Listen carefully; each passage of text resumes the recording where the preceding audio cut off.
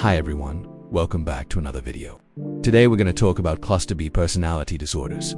These are some of the most talked about personality disorders, and they have been portrayed in movies and TV shows quite often.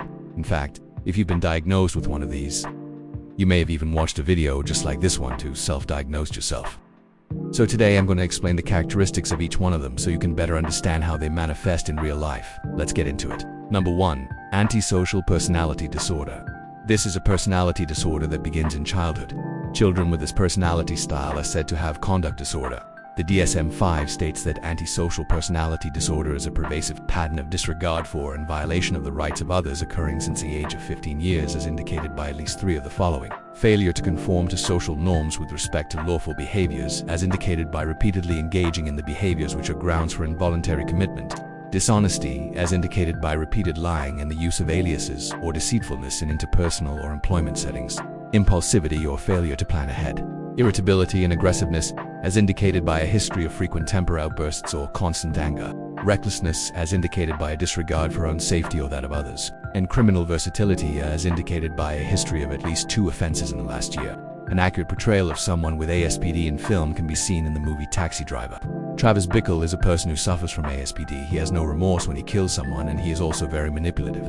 Something that not all people with ASPD have, but according to the DSM, it is a requirement for a diagnosis is that the individual must be 15 years old. People with ASPD can go to therapy. Some of them do it to avoid prison time. But it is actually very difficult for them to make any kind of change because they do want to feel remorse. They feel more shame than remorse. According to research, there is a difference between these two emotions. Shame is when we feel that we have done something wrong. It is that voice inside of us telling us that what we did was not okay. Remorse is when we feel bad because we have caused harm to another human being. People who suffer from ASPD don't feel remorse, but this does not mean that they are psychopaths. Psychopathy is actually a term used to describe people who score high on the psychopathy checklist. This test was created by the psychologist Robert Hare and is only administered by trained professionals. People who score high on this checklist have low levels of empathy and high levels of impulsivity. It does not necessarily mean that they have ASPD. Next, we have borderline personality disorder. This is probably the most known personality disorder out of all of them. BPD is characterized by instability in interpersonal relationships, self-image or identity and emotions. The person will exhibit at least 5 of the following symptoms. They feel a chronic fear of abandonment and will go to great lengths to avoid real or imagined separation. They will experience intense and unstable relationships that shift rapidly from idealization to devaluation. They have a distorted sense of self and will change their goals and aspirations frequently. They are easily influenced by their moods and will go through rapid mood swings. They will experience intense anxiety when they are alone and may resort to substance use to alleviate it. They have recurrent suicidal behavior, gestures or threats, or self-mutilating behavior. They will display patterns of instability in their emotions, for example, anger, anxiety, or depression, and they may engage in impulsive behaviors such as spending sprees, substance use, or unsafe sex. A character who displays traits of BPD is Hannah from the movie Hannah. She has a toxic relationship with her father, and she runs away from home after she learns that he intends to kill her. Throughout the movie, we see that she experiences a lot of mood swings. She feels a lot of fear and anxiety, and she also has a hard time regulating her emotions. Number 3. Histrionic Personality Disorder. People who have histrionic personality are extremely emotional, and they also love to be the center of attention. They tend to be very dramatic, flirtatious, and theatrical. You might have seen someone like this in your workplace who tries to draw attention to themselves by being overly friendly or by wearing revealing clothes. This personality style is characterized by a pattern of excessive emotionality and attention-seeking behavior. The person will exhibit at least 3 of the following. They are excessively emotional and openly display their emotions. They consistently use sexualized behavior to draw attention to themselves. They are easily influenced by their own emotions and those of others and will readily become upset. They will dramatically change their moods, and they will always be in need of being in the center of attention. And they will take actions that are aimed to gain recognition and praise from others. In the movie Gone Girl, Amy Dunn is a woman who has histrionic personality disorder.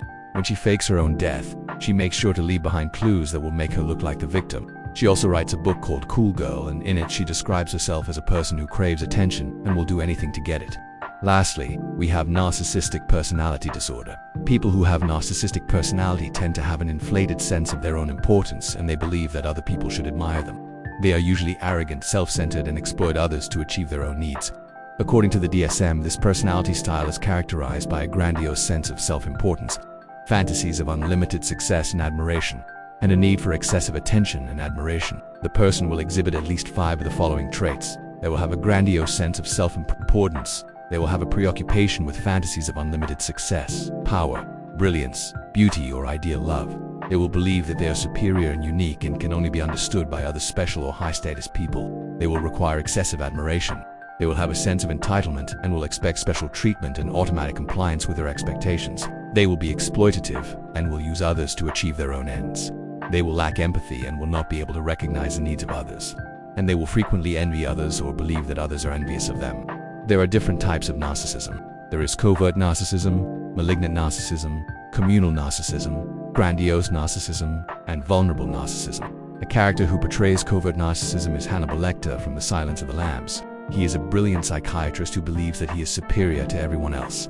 He is also very manipulative and uses his charisma to get what he wants. Grandiose narcissism can be seen in the Joker from The Dark Knight. He craves attention and he wants to be famous for causing chaos. He believes that he is better than everyone else and that the world would be better off without them.